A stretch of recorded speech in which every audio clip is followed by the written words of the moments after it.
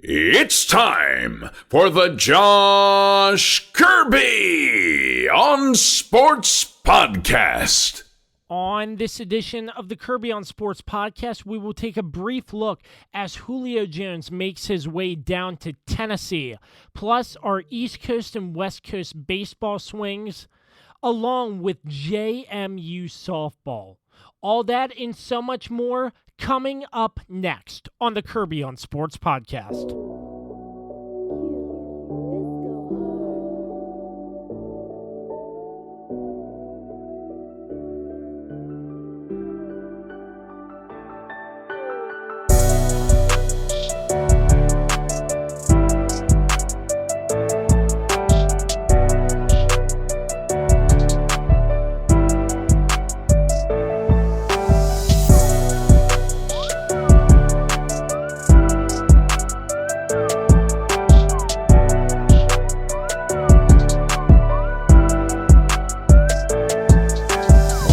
I'm glad you connected. This is Dave Johnson, voice of the Washington Wizards. You have connected to the right place because you are listening to my man, Josh Kirby, on Sports Podcast. All right, welcome back to another edition of the Kirby on Sports Podcast. Once again, I am your host, Josh Kirby. Find me on Twitter at @ByJoshKirby and at Kirby on Sports. Before we move forward, as always, we would love to thank our sponsors for all their support of the Kirby on Sports Podcast. Regroup Building Services, PM Plus Reserves, Shenandoah Primitives, Chief Graphics, and our brand new sponsor, Dr. Dave Leadership Corporation. All right, folks, it's time for another edition of the Kirby on Sports Podcast. Starting things off, Julio Jones makes his way to the Tennessee Titans. It was evident, I think, after he was called by Shannon Sharpe on live TV. He claims that he did not know he was on live TV. I mean, I sort of believe him because the fact of the matter is, like, Shannon Sharpe calling you on live TV, asking you a question, and he doesn't tell you right away. He's going to give you an answer like it's just you and him talking. You know what I mean? So, that was sort of up in the air, but I think that was the nail in the coffin after that phone call, regardless of how it went down. I just think that was the nail in the coffin, and Julio Jones had to go. So the Tennessee Titans decide to pick up Julio Jones. And I really like this move. I honestly like this move a lot because I'll tell you, number one, you're running with A.J. Brown. And the Titans looked pretty darn good last year, unfortunately getting knocked out by the Baltimore Ravens. But still, the Titans look good. And, you got Tannehill, you have A.J. Brown, and you have Julio Jones. And that's another weapon. I mean, Julio Jones did not perform as well as I would have liked to see him in Atlanta, but still, you have him on a fresh new team. It's a new start. No more drama that was occurring in Atlanta. I mean, Atlanta, they need to rebuild. They're definitely in rebuilding mode. That's another story for another day, though. But, looking at Julio Jones and how this played out, I think this is going to be a great fit in Tennessee.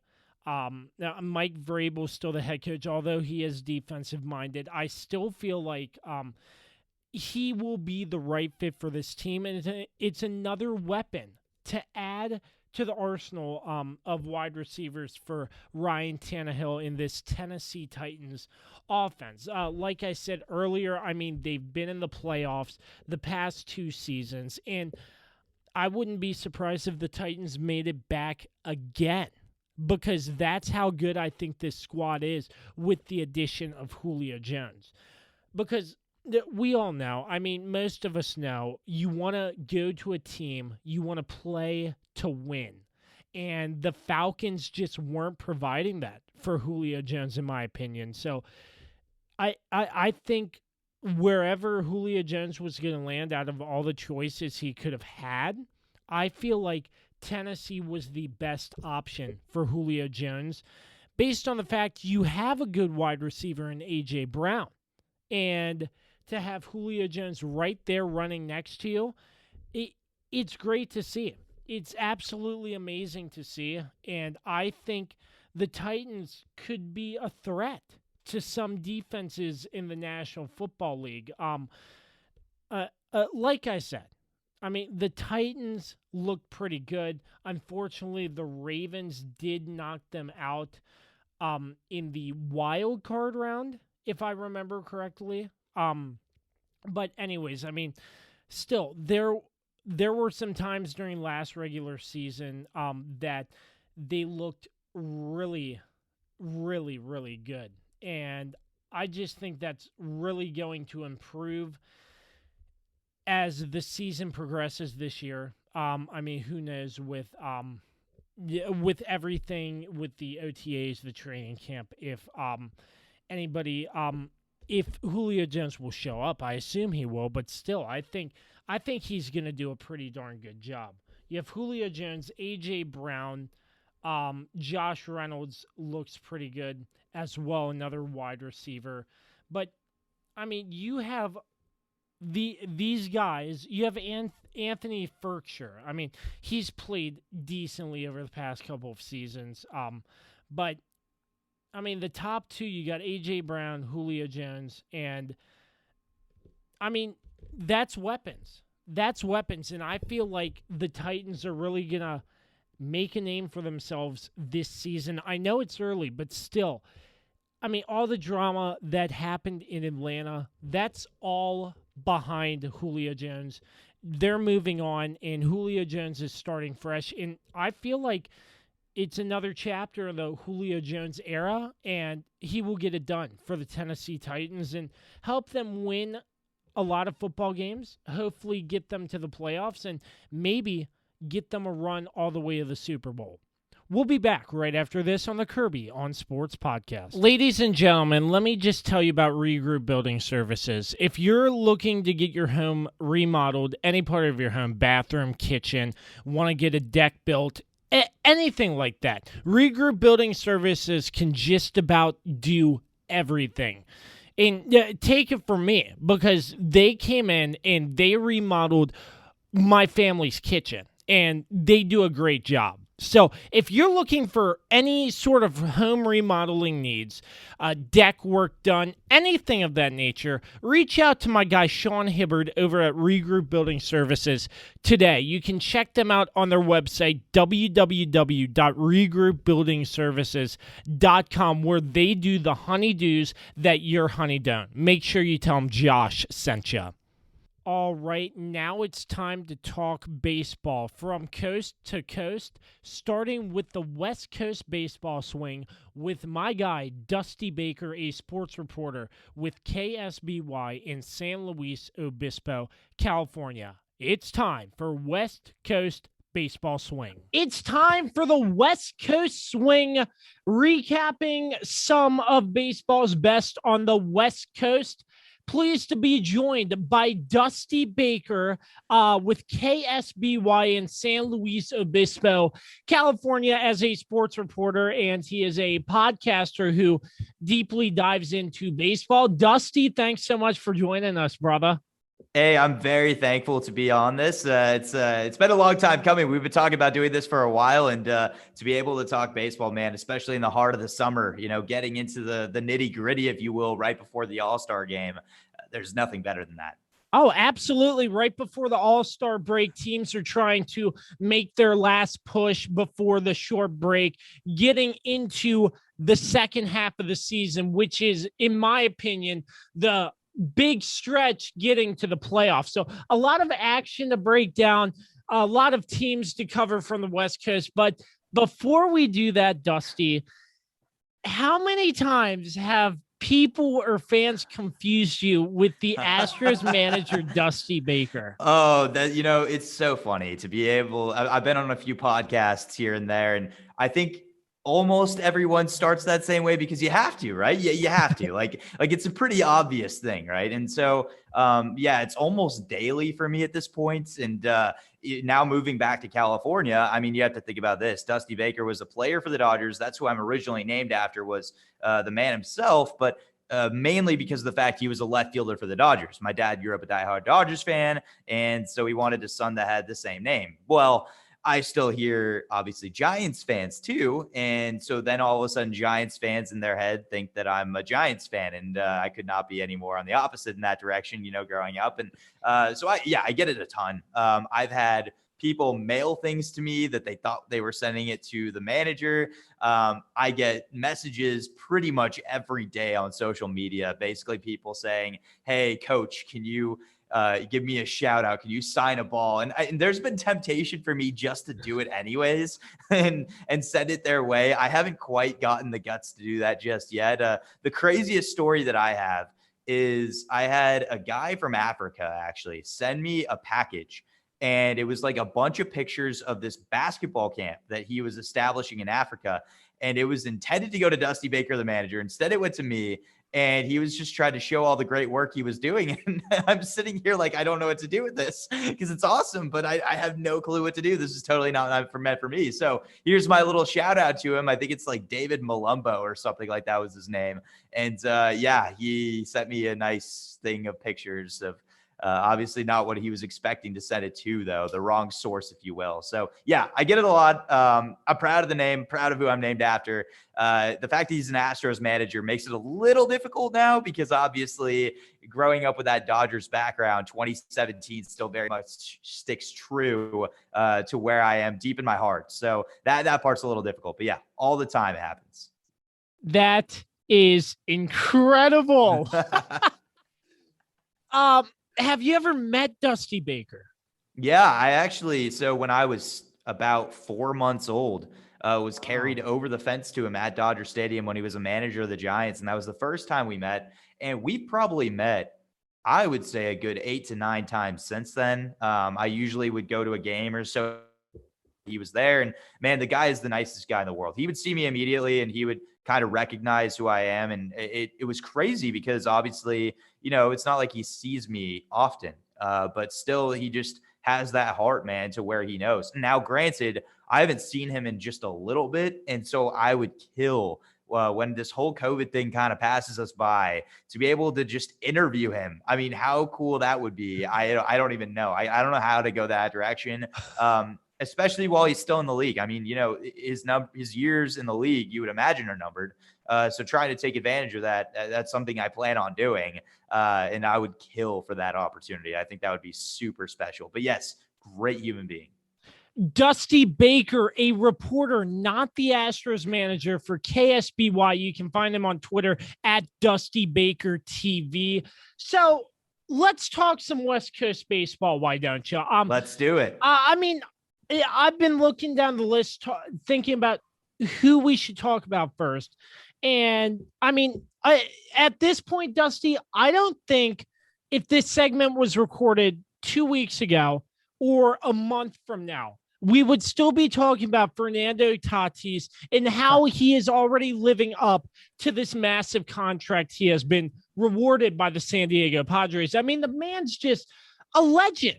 And he's out here even doing splits on home plate. And it's incredible. Absolutely incredible. I haven't seen anything like it before.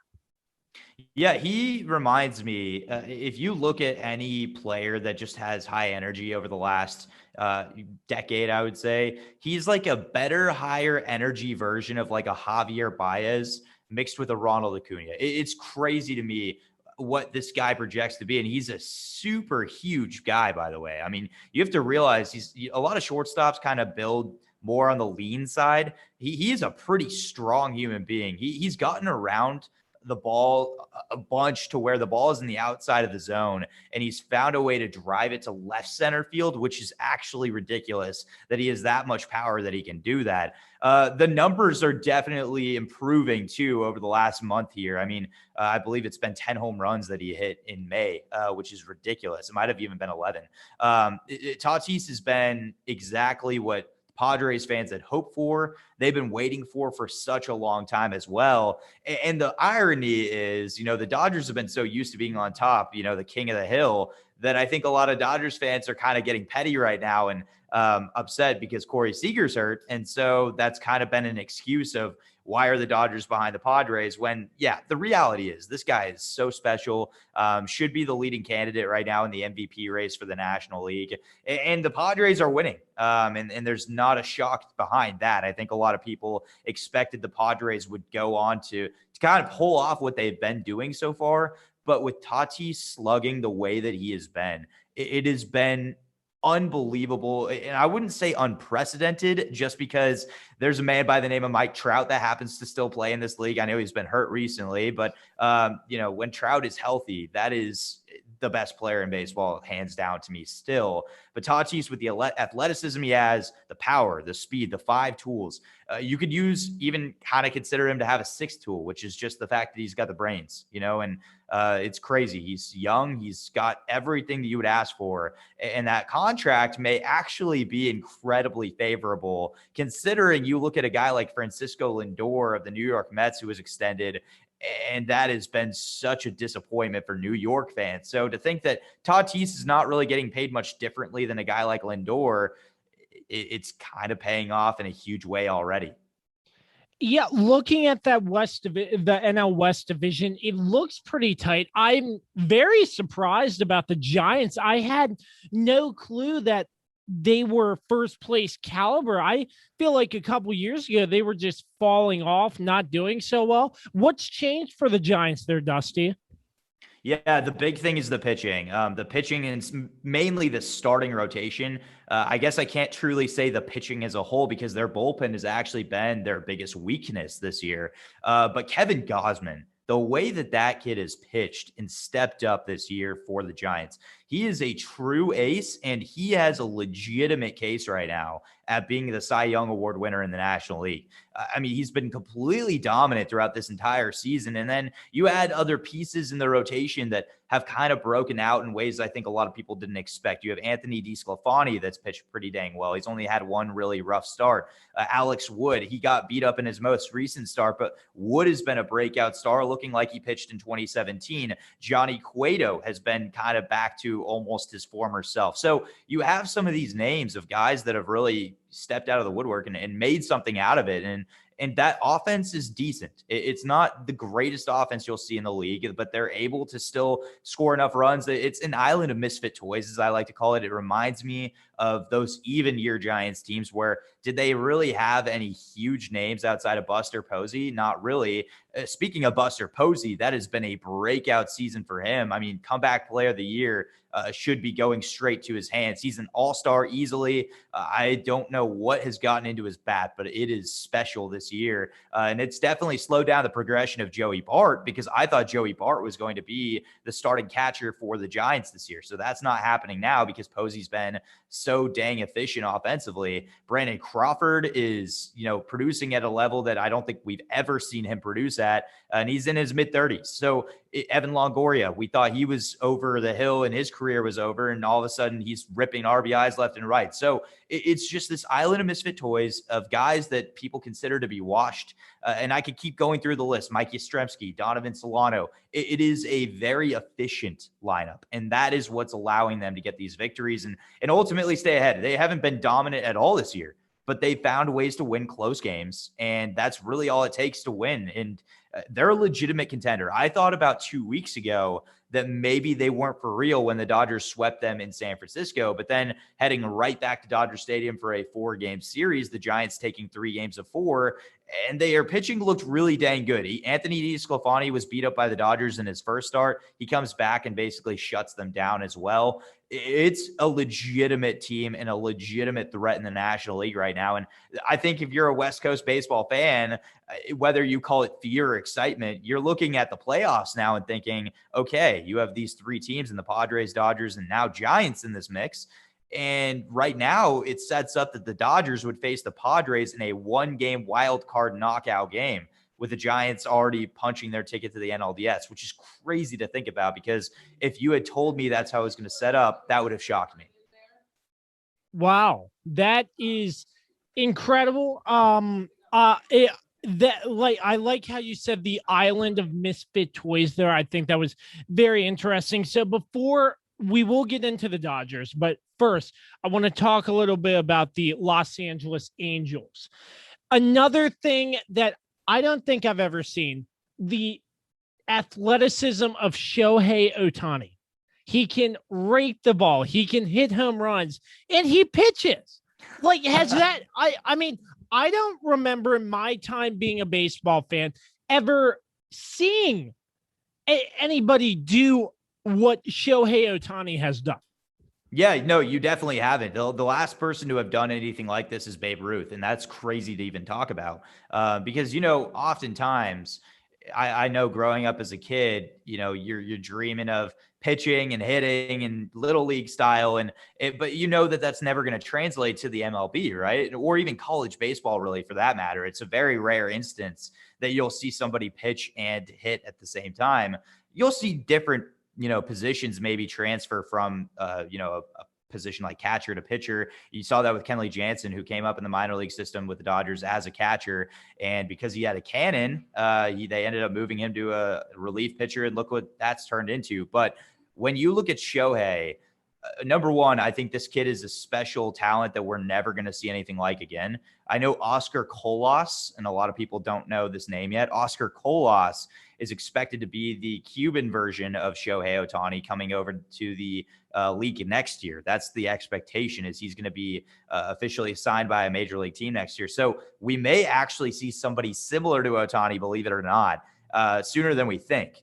But for the time being, while Ohtani remains the only pitcher and hitter in the league, this is a ridiculous generational talent that you'll be telling your kids about, because even on Ohtani's worst pitching days, he still can find a way to win the MVP, because the man is slugging as good as any player in the league. And I think the coolest thing for this All-Star game would be if Shohei could somehow, some way be the starting pitcher, since it's in a National League park. If he could be the starting pitcher and be in the lineup, I would love that. I think everybody would eat that up if Ohtani could be the two-way star in the All-Star game. That just makes too much sense, right? You would think that would happen. So yeah, it's special. It's sad to me, though, that even with a generational talent in Ohtani and the best player in baseball in Mike Trout, who is hurt right now, they still can't find a way to be relevant. And they have Anthony Rendon.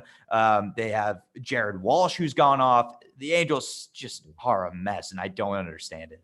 Yeah, don't remind me about Anthony Rendon. Don't remind me about him. So the next part of the Los Angeles Angels, this was maybe a month ago. I mean, time sort of blended in now, but Albert Pujols, you hear the news about him getting released, and I'm like, man, what a great, terrible that he gets released. Apparently his contract just was not working out. And I was like, well, I mean, call it a career, Albert. I mean, you did great things, but no, the Los Angeles Dodgers pick him up. And next thing you know, he hits a home run.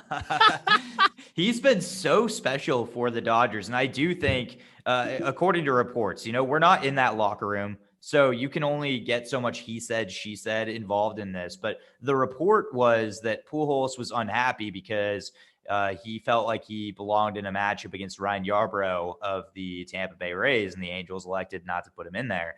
So Pujols was very, dissatisfied with the organization and the direction it was going in.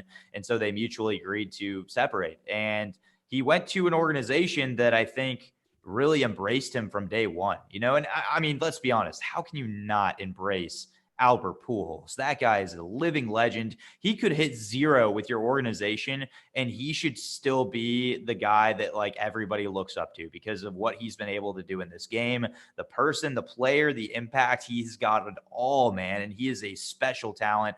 And it's crazy. He's 41 years old, and he's still able to put the ball out of the ballpark. I mean, I think that a lot of people need to take a step back and realize, sure, is this not the Pujols that, hit a home run off Brad Lidge in the 05 NLCS? Maybe not. Maybe it's not that vintage form, but he's still got the talent. He's still just a few home runs shy of 700. I mean, come on. You got to be just thrilled to see what he's been able to do. And he's filled a role for the Dodgers too. I mean, this Dodgers team continues to find ways to get hurt. I mean, Max Muncy just removed on the day of this recording, June the 4th, and Max Muncy was taken out of a ball game because of an ankle injury. So, the Dodgers, I don't understand what's the deal with their training staff. There's got to be something wrong, though, because it seems like virtually every player has been breaking down in some degree. But while that's been happening, Pujols has stepped up in a big way, and he's really been efficient. I mean, he's been huge for them on the field, and he's been even more valuable, you could argue, in the locker room, in the dugout. And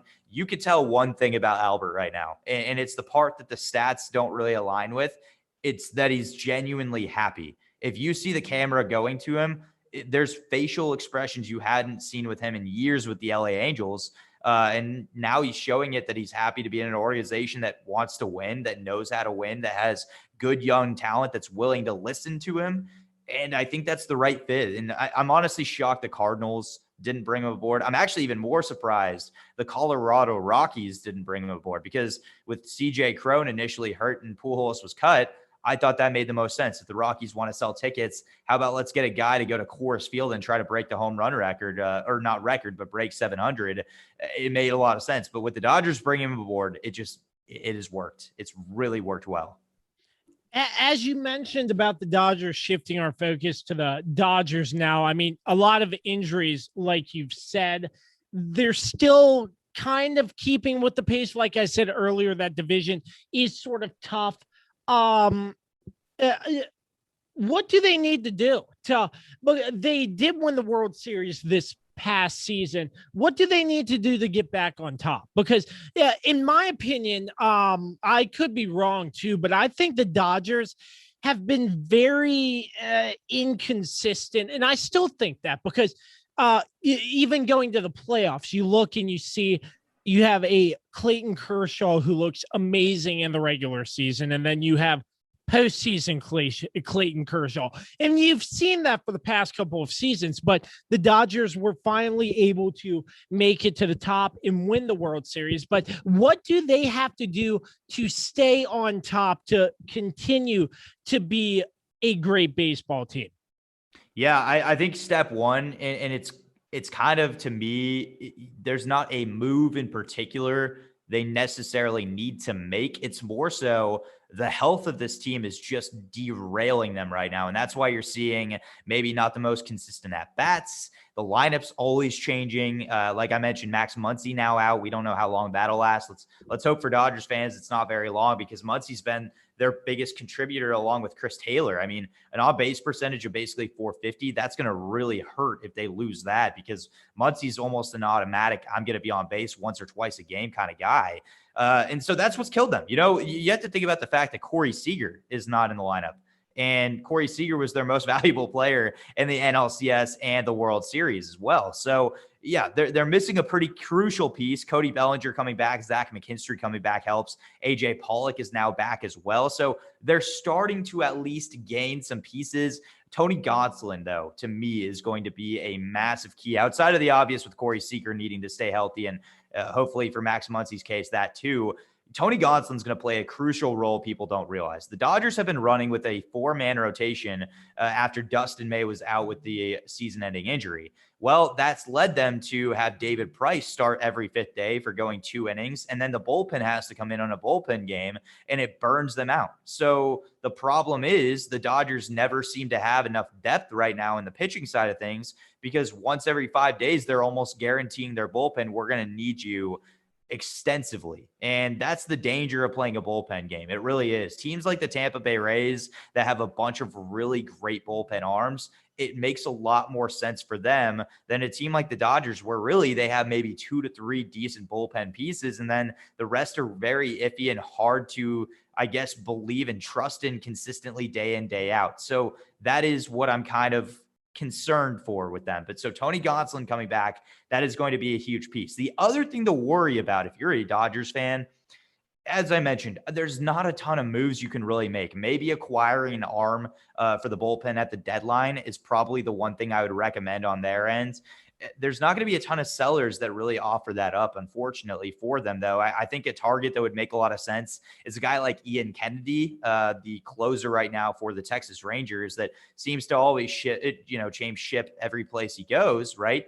I think that's a decent match right there. Brad Hand could make some sense from the Washington Nationals, but the Dodgers don't really have any key target in my eyes that really is revolutionary for their team. They're good enough to win it all. And everybody knows that. It's just they've got to stay on that healthy side of things. And back to the Kershaw thing, I think, you've seen Kershaw struggle whenever he's put in these short day rest kind of situations. Like when he blew up against the Nationals, that was in an unconventional situation in which they just brought him in with barely any warm-up time into the 8th inning of a ball game to serve up against, the 2 best hitters in the Nationals lineup.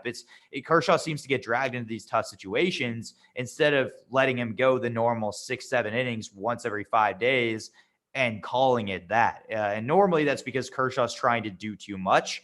And I think the best way the Dodgers try and make it through this gauntlet is by telling him, do what you normally do. Don't go over the top. Don't try to be Superman. We have Mookie. We have Bellinger. We have 4 MVPs on this team now when you add Albert Pujols, technically. So I just think that the Dodgers need to get healthy. They need to stop overusing their bullpen. And Tony Gonsolin's going to be a key piece for that. And the offense will string it together, I think, once Corey Seager can go back healthy. And here's to hoping that nobody else goes down for them because, a guy like Justin Turner that's older, you kind of get worried a little bit. So that's the big difference, I think, for them right now. And it's early. The Dodgers have done this in the past. And I think that you're going to see them probably end up at the top, or at the very least, them and the Padres and the Giants are going to be fighting intensely at the end of the season. And I do expect that. So, but I think the Dodgers aren't less necessarily in some mistake mode, if you will. I just think it's been tough because of the injuries. Yeah, absolutely. But I mean, we're still pretty early, and after the All-Star break, I think it's going to be a completely different picture, in my opinion. So once again, Major League Baseball West Coast swing with our guy Dusty Baker, KSBY, out of San Luis Obispo. You can find him on Twitter at Dusty Baker TV. Dusty, we really appreciate you hopping on with us. Hey, you know what? It's a pleasure. And anytime I get to talk baseball with my man, Kirby, I will always do it. And this is a great show. You do a great job, and keep it rolling, man, because this is special. This is very special. Hey, I appreciate that. We'll be back right after this. For sports fans living in condominium and homeowners associations, as well as business professionals, when you need a reserve study, PM Plus Reserves has been in business since 1990. Their studies are accurate and easy to understand. Check them out when your association needs a study. www.pmplusreserves.com. You can also contact them at 703-803-8436. Once again, www.pmplusreserves.com. Once again, big thanks to Dusty Baker of KSBY in San Luis Obispo, California, for coming on West Coast Baseball Swing here on the Kirby on Sports podcast. We will get you to East Coast Baseball Swing with my guy Matt Adkins of the Foul Ball Area podcast in just a moment. But first, a quick message from Dr. Dave Miles of Dr. Dave Leadership Corporation. Hey, sports fans. Thank you for listening to and supporting the Kirby on Sports podcast with founder and host Josh Kirby, along with lead contributor Dan Dembski. Like, subscribe, and give them a 5-star rating wherever you get your podcast from. My name is Dr. Dave Miles, founder of Dr. Dave Leadership Corporation. Our company helps leaders build engaged and productive teams. Exclusively for listeners of the Kirby on Sports podcast, you can take an opportunity to discover your primary communication style and learn more about effective communication with others. Text Kirby to 757-903-0743 for your free copy of the Working From Home Communication Assessment, where you'll learn your primary communication style, how to better communicate with others not like you, and tips on working remotely based on your personal communication style. 10 minutes, tons of resources. Learn about yourself and your team. Again, text Kirby to 757-903-0743 for your free assessment report today. I'm Dr. Dave Miles, founder of Dr. Dave Leadership Corporation, where we help you and your team be more engaged and productive by understanding each other better. Back to you, Josh. All right, talking baseball on the East Coast side of things. We're joined by friend of the podcast, Matt Adkins. He runs the Foul Ball Area podcast. You can find that on all streaming platforms. Matt, thanks for joining us. How are you, sir? I'm doing well, Josh. Thanks for having me back on. Always a pleasure to hop on the podcast with you and talk some baseball. It's been an entertaining season so far. A lot of fun stuff going on. A lot of surprises, and it's just been a really fun 2 months. 2 months of the season already gone by. I can't believe it. Yeah, absolutely. I mean, we're looking and we're seeing some exciting baseball leading up to the All-Star break, and there are a couple of things I want to go over first. But I mean, first and foremost, for the first time ever, I don't think I've seen this before. The Yankees looking this bad. The New York Yankees are right on top of the Baltimore Orioles. And I mean, it's just unheard of to hear of the New York Yankees struggling this bad. So, Matt, what can you tell us about the New York Yankees and why they're struggling so bad? Yeah, it's definitely really surprising to see them struggle, because they're a team that everyone expected to, either win the division or place second in the division behind the Tampa Bay Rays. And they have not delivered so far. And there have been like little flashes of success for them throughout this season. And there have been times where, Aaron Judge can go on a short hitting streak and hit a home run in 5 straight games, but they just haven't been consistent all season long. And it is surprising for a lot of teams, but there's been, so many injuries that I think that is really key with this team, because you have guys like Judge and Stanton that are 2 of their best hitters, and they're injured half the time. And so when you have those guys not in the lineup, you're not going to be able to win games. When you're counting on those guys to produce for you and they're not on the field, you're not going to win games. And I think injuries have definitely been a big part of it. It is really surprising. My co-host Trey Lyle is not happy. He's a big Yankees fan, and they looked decent at the beginning of the season. They were playing well. They weren't great. They were right up there in second place behind the Rays and the Red Sox. Now they're really struggling. Now they are in 4th place. Now it's time to hit the panic button for the Yankees. I always say that in baseball season, it's around Memorial Day is the time when you can really start, giving any weight to the standings. Before Memorial Day, it's like, all right, it's early. Anyone can get off to a hot start. But after Memorial Day, you're about 2 months in. You played a lot of baseball. There is still a lot of baseball to go, but you can kind of have a feel of how teams are actually going to do this year, what teams are doing, how they're playing. And so now that we're in early June and the Yankees are in 4th place, now it's time to hit the panic button for the Yankees.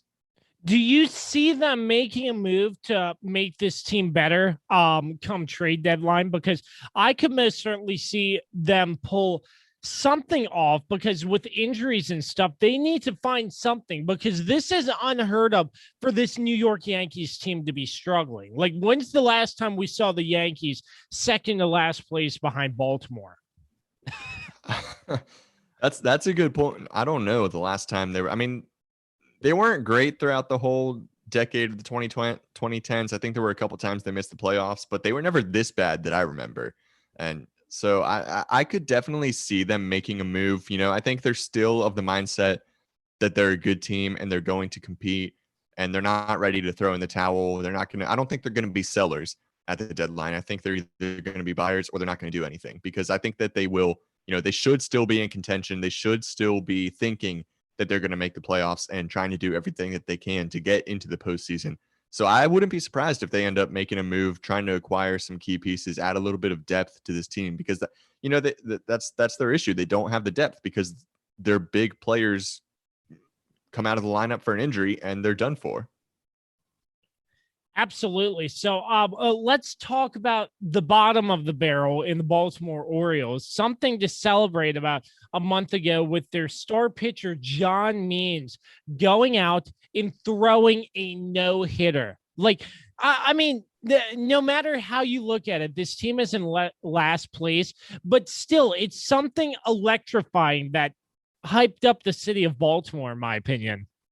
Yeah, definitely. That was a big moment for the Orioles. And, you know, for a while there, they looked like they were going to be doing all right. Now they are in last place, pretty much where everyone expected them to be this season. But that John Means no-hitter was a huge moment for the Orioles, because when you have a team that's not playing very good baseball, anything that you can get to celebrate, like a no-hitter or even a player hitting for the cycle, or just some kind of big accomplishment, that some kind of rare accomplishment that you have to celebrate, you're going to hold on to that the rest of the season, because there's not a whole lot else to celebrate if you're an Orioles fan. But that was definitely a really big game by John Means, and he's been pitching really well all season long. You know, you've heard his name in the Cy Young conversation, although it is only the first 2 months of the season. He's been mentioned as the AL Cy Young contender. He's been pitching very well. He came out of Saturday night's game early with an injury, so that's not good. That's something to watch for if you're an Orioles fan. But he has gotten off to a really good start, and the no-hitter was just an awesome moment for him and for the Orioles. Absolutely. So from the Baltimore Orioles, I want to shift to the NL East, sticking a little bit close to home, so to speak, for myself and Matt. Starting from the top, the New York Mets are at the top of this NL East division. Jacob deGrom is absolutely killing it out there. It seems like the New York Mets cannot be stopped at all right now. Yeah, I have to give a lot of credit to the Mets, because I you know, they're a team that, to me, I've always thought no matter what they do, they're not going to have any success, because they're the Mets, and that's the only reason you need to give. You know, kind of like the Browns in the NFL, although they started to have some success last season, made it to the postseason. But that's kind of how I view the Mets. They're always excited about some pieces that they bring in. They're always excited about the team they have that year, and then nothing happens. So for them to actually be in first place at this point and playing really well, they just had, you know, a great series against the Padres, great game on Saturday night with Jacob deGrom on the mound. They have been really impressive. And Francisco Lindor hasn't gotten off to the start that I'm sure he wanted to get off to in New York, of course, getting traded over there over the offseason from the Indians, and then signing that huge $300 million contract right before the season started. So I'm sure he wants to get off to a little bit of a better start, but he started playing well, started hitting home runs. I think his batting average is above the Mendoza line now. So, you know, you got to take the little victories where you can. He's starting to improve, and he's too good of a player to struggle for a long period of time. So the Mets fans that were, you know, getting impatient and getting, you know, annoyed with him not playing well, just give it a little time. He will get there. He is an all-star, a world caliber shortstop. He's going to be a great player for the Mets. Absolutely. So I don't see the Mets stopping anytime soon. And it's just incredible to see how well deGrom is doing. And for me, I feel like he could be a Cy Young candidate. I'm not sure if he'll win, but still, I feel like he would be up there in the voting as well. Let's talk about the Atlanta Braves, Matt. This is a team you root for and follow. And I mean, they have all the pieces. They're in second place. I mean, they've been looking good. Ronald Acuna Jr. In other players, I mean, their roster, their lineup looked exceptionally well coming into the season, and it just looks like they're putting the bat to the ball and making things happen, and they're looking pretty darn good so far. They're starting to turn things around. They got off to a rough start, but they won. I think they won 1 or 2 games against the Nationals this past week, and they took Saturday night's game against the Dodgers. You know, as we record this, they're playing on Sunday afternoon, so hopefully they'll end up winning that game. They had the lead last time I checked. They are starting to play a little better. They just didn't get off to a good start, and their pitching has just been awful. And so that's really the big area of concern, because like you said, Ronald Acuna Jr. has been hitting the ball really well. He's playing at an MVP level this season. You got Austin Riley, who is really having a breakout season. He won Player of the Week a couple weeks ago. I think he got robbed for Player of the Month. I think, you know, I'm a little bit biased, but he probably should have won Player of the Month. He's just been playing really well. Dansby Swanson has a nice little hitting streak going, and he's been hitting a couple of home runs here and there. So he's playing really well right now. The pitching is just the big area of concern. The starting pitching has not been great. The bullpen has been terrible because there's so many games where the bullpen ends up blowing a lead. And so that's just really frustrating. But they did today on Sunday, they recalled Shane Green. They signed him after the season got started. He was, of course, a really good reliever for them last year. He was unsigned once the season started, but the Braves ended up reaching a deal with him, and they just brought him back up to the majors after he had a short little stint in the minors to get ready to go for this season. So they just brought him back up. So hopefully he'll be able to help out the struggles with the bullpen. The offense has been really good. That's not an issue. It's really the pitching. And so Shane Green should be able to help fix the bullpen. And, I wouldn't be surprised if they were buyers in the pitching market at the deadline. Yeah, absolutely. Another, you mentioned the bullpen, and how struggling the bullpen is. Another team, in my opinion, the Washington Nationals, not only their bullpen, but their starting rotation. And they just can't hit the ball. And they're second to last right behind Miami, but they're right down there at the bottom of the barrel. This team just won the World Series 2 seasons ago, counting that 60-game season as a season, but still, the Washington Nationals, I want to get your thoughts on this, Matt, but I think they might be making some changes come the trade deadline, because I was talking to Dusty Baker about this from KSBY in San Luis Obispo, and he had a really interesting view on this that I will discuss a little bit later. But still, I feel like the Nationals need to fix something, and they need to fix something now, because this Nats team is not getting the job done at all. Yeah, it's not really the Nationals team that we expected to see out there this year. I expected, and I think a lot of people did, the whole National League East was going to be a really good division, the best division in baseball. And it is competitive because they're all terrible. So they're all still in contention to win the division, except for the Mets. They're obviously the best team in the division, but every other team is still in contention for, second place, or could make a run at winning it. But the Nationals down there at the bottom, they're really, really surprising because they have a good team. They have, a lot of players that on paper, they should be putting together a very complete team. But, Steven Strasburg is a big area of concern for me. I saw some tweets from Grant Paulson that Strasburg's last start was the first time since he signed his $245 million contract that he had made 3 starts in a row without missing one due to injury. And then in that start, he left early because of an injury. So Strasburg is a big area of concern for me, not living up to that contract. And of course, injuries are tough, and you can't really blame the guy for getting injured, but it's not good when you have a guy and you're paying him that much money and he's injured all the time and he's not being effective for you. So that's disappointing to see. But the Nationals, man, I don't know what they're going to do. I think that they do need to probably look at making some changes. They have so much talent. I don't know why it's not working out. You look at Soto, he's looking pretty good. Victor Robles, decent, but they're just not hitting the ball.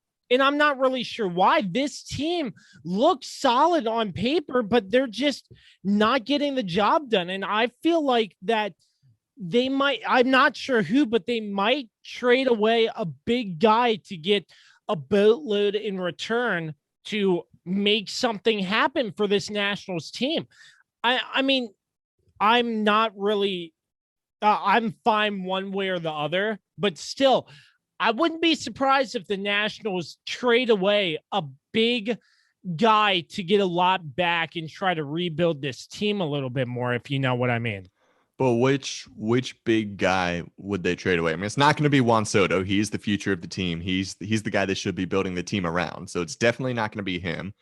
Definitely shouldn't be Trey Turner.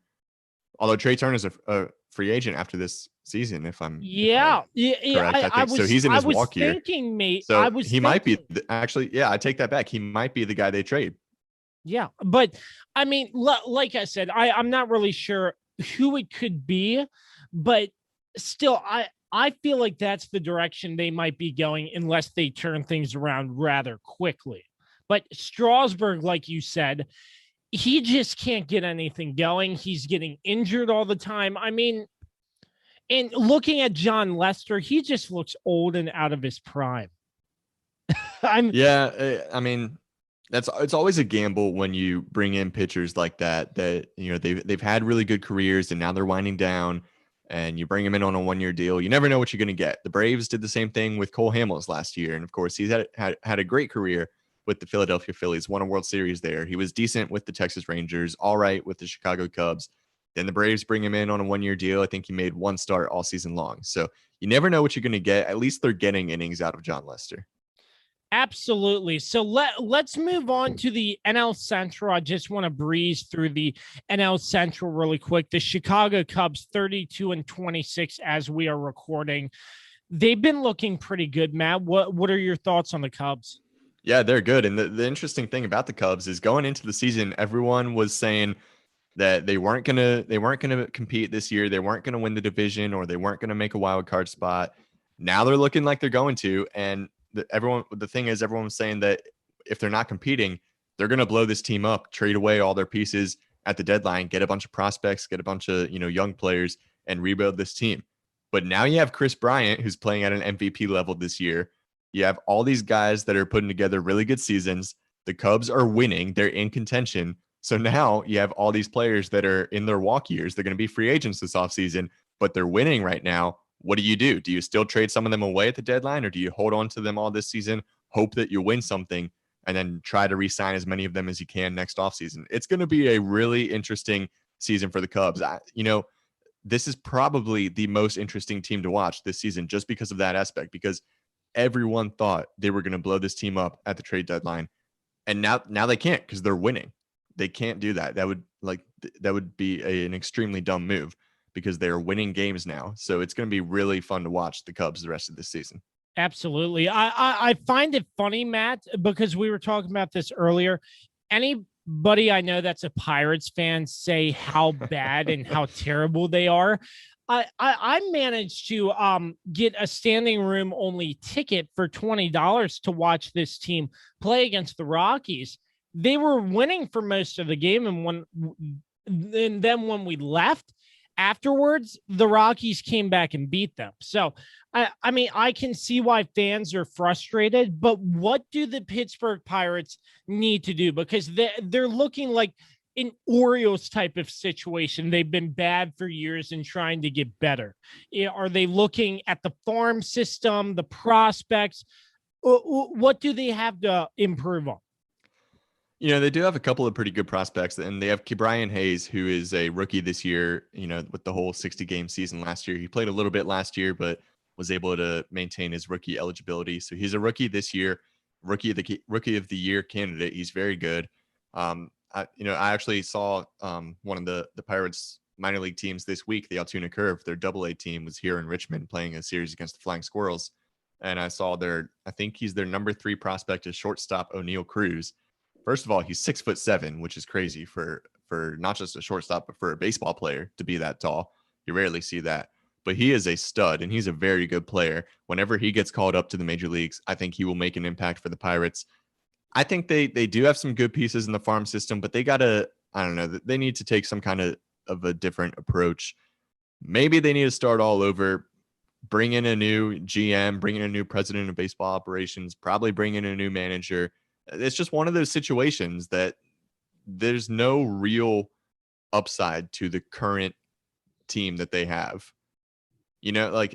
As much as rude as that is, or as much as I hate to say that about teams, you look at teams that's like, there's nothing really good here. Like, you got to start over kind of if you want this team to succeed, like the Diamondbacks or the Rockies or the Orioles. As much, I have a lot of friends that are Orioles fans, but I'm sorry, they're not looking good. They got to do something different.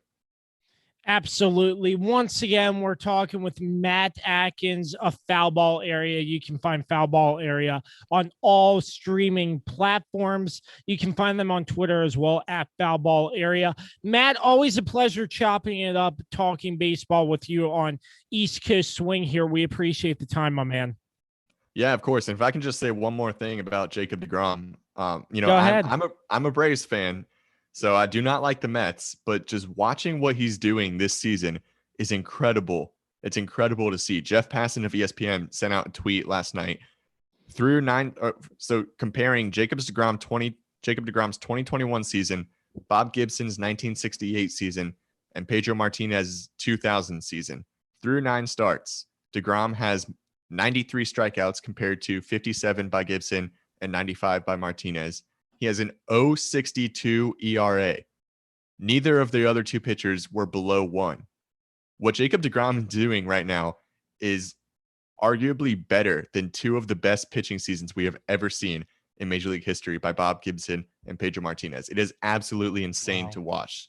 The guy is so good. He's like, we're going to look back on DeGrom in 40 years and consider him at the level that we consider Pedro Martinez and Bob Gibson. Wow. That is a stat I did not hear. Thank you so much for sharing that. But I mean, yeah, once again, Jacob DeGrom just absolutely tearing it up. And I don't see the Mets giving up first place unless something drastic happens or the Braves go on a tear, winning a bunch of games in a row. But once again, Matt, we appreciate the time, my man. Yeah, of course. Always happy to jump on and talk baseball. We'll be back right after this on the Kirby on Sports podcast. Is it finally time to upgrade your home's interior? How about with an authentic farm table made locally from recycled barnwood? Shenandoah Primitives, based right here in Winchester, Virginia, makes farm tables, benches, tables, coffee tables, and a long list of other items for your home decorating needs. At Shenandoah Primitives, function and style are combined for great furniture that will last generations. If you're interested in combining the industrial look of metal with wood, or considering something incredibly unique with a live edge, Shenandoah Primitives turns those ideas into reality. Thinking about a mirror, wine rack, or other accent piece for your home, Shenandoah Primitives can assist with that as well. As a local small business, Shenandoah Primitives is happy to work with each client for a custom design or schedule an appointment to come out and view current inventory. Local, high-quality, handmade items can be found at Shenandoah Primitives. Find us on Facebook and Instagram or visit us at www.shenandoahprimitives.com. Once again, that's www.shenandoahprimitives.com. Big thanks to Matt Adkins of the Foul Ball Area podcast for joining us on East Coast Baseball Swing right here on the Kirby on Sports podcast. Wrapping things up, I would like to give my thoughts on a team that did absolutely incredible. This team being the James Madison University softball team. And first and foremost, I'm going to preface this by saying JMU is a very small school in Harrisonburg, Virginia. I mean, it's big, but it's not massive. I'm going to put it that way. Harrisonburg is a college town. It's a beautiful town. I've been there multiple times, and I love it down there. So, I mean, it's a big college town, but it's not massive like some of these schools are. They are in some pretty big D1 programs. Their football team has made a name for themselves over the years. I mean, granted, their football team went into Virginia Tech and beat them. Virginia Tech football. But we're not talking about football. We're talking about softball here. But before I dive into that, I just want to say the JMU Dukes, they're making a rise. I feel like this college, Harrisonburg, Virginia, JMU, I feel like their athletics program is gaining a lot of respect. I mean, looking at the colleges we have in our area, Virginia Tech, UVA, you have VCU, Old Dominion. I mean, still, I mean, some of these schools have pretty elite sports programs. So for JMU, they're not up to that level. I mean, if you know what I'm saying, they're not on the same.